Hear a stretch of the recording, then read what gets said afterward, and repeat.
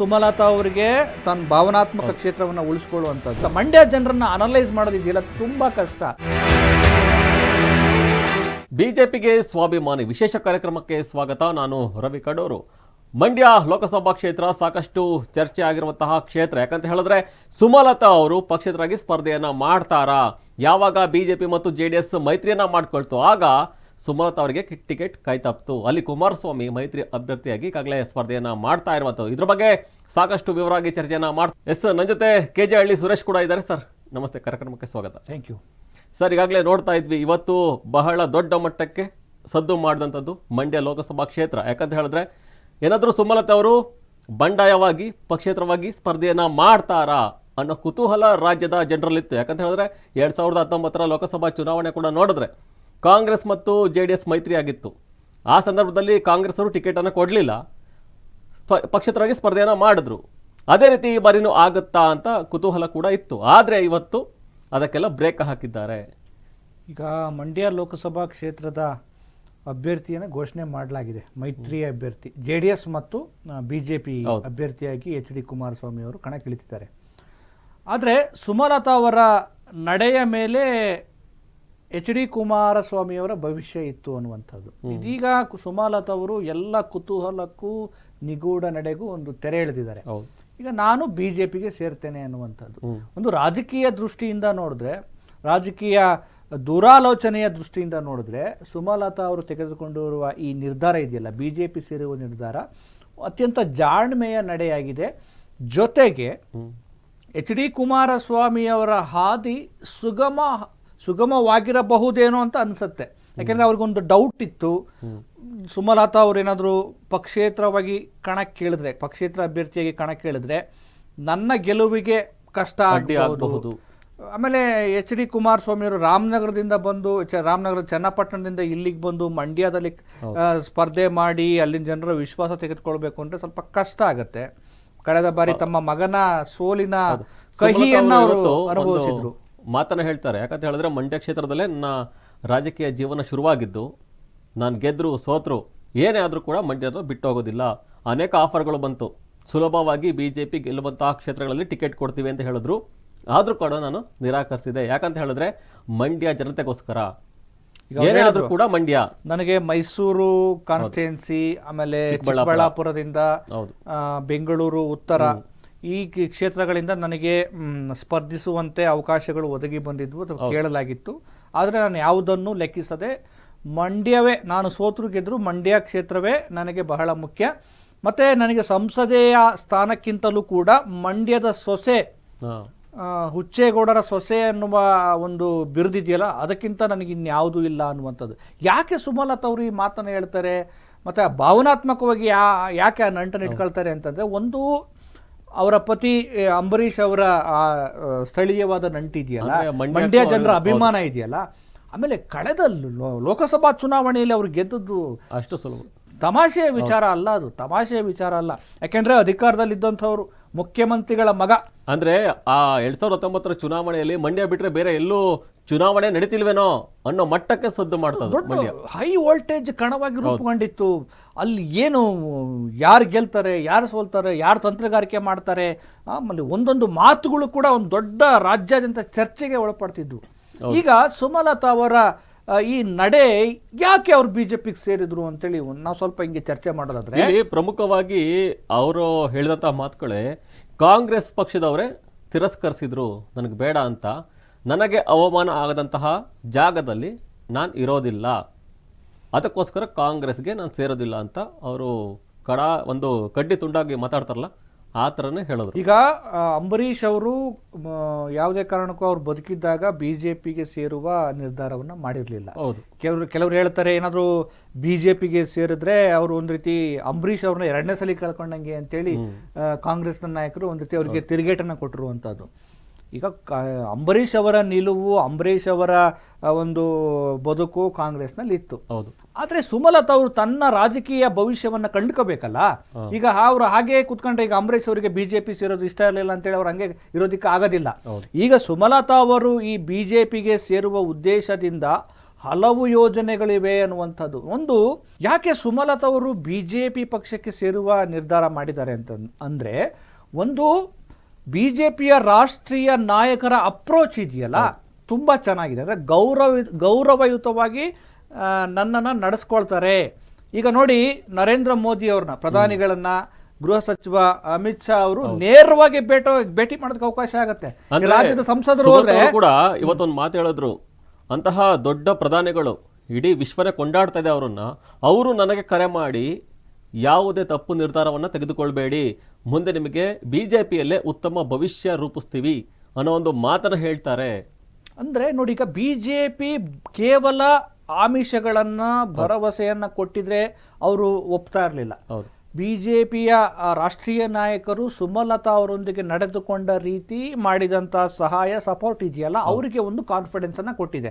ಉದಾಹರಣೆಗೆ ಅವರು ಇವತ್ತಿನ ಭಾಷಣದಲ್ಲಿ ಮಾತಾಡಿದಿರೋ ಒಂದು ಭಾವನಾತ್ಮಕವಾಗಿ ಮಾತಾಡ್ತಾ ಹೇಳ್ತಿದ್ದಾರೆ, ನನ್ನ ಕ್ಷೇತ್ರಕ್ಕೆ ಅಂದರೆ ಮಂಡ್ಯ ಲೋಕಸಭಾ ಕ್ಷೇತ್ರಕ್ಕೆ 4,000 ಕೋಟಿ ಅನುದಾನವನ್ನು ಕೊಟ್ಟಿದ್ದಾರೆ ಅಂತ. ನಾನು ಪಕ್ಷೇತರ ಅಭ್ಯರ್ಥಿಯಾಗಿದ್ದು ಸಹ 4,000 ಕೋಟಿ ಅನುದಾನವನ್ನು ಕೊಟ್ಟಿದ್ದಾರೆ.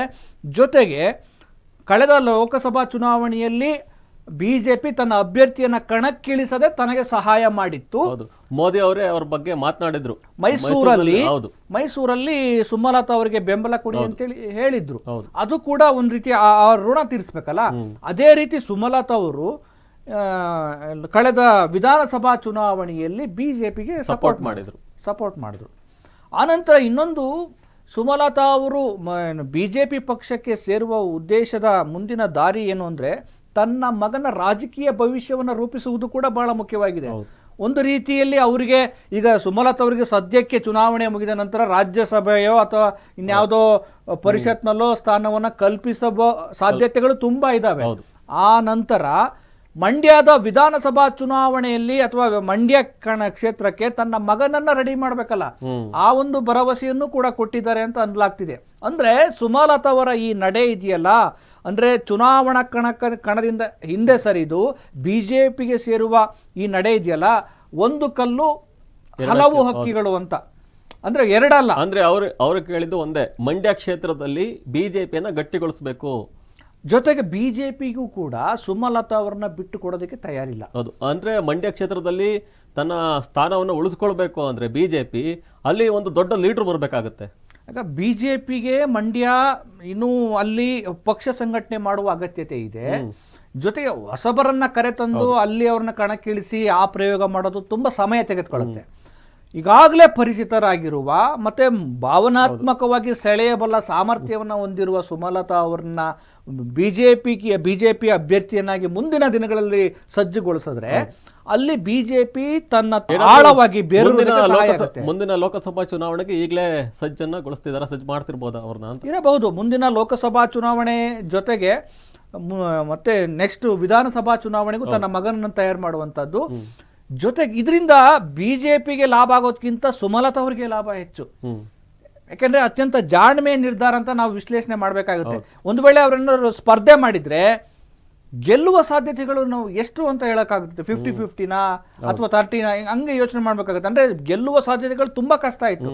ಯಾಕಂದ್ರೆ ಎಲ್ಲ ಒಂದಷ್ಟು ವೋಟ್ ಶೇರ್ ಆಗ್ತಿತ್ತು.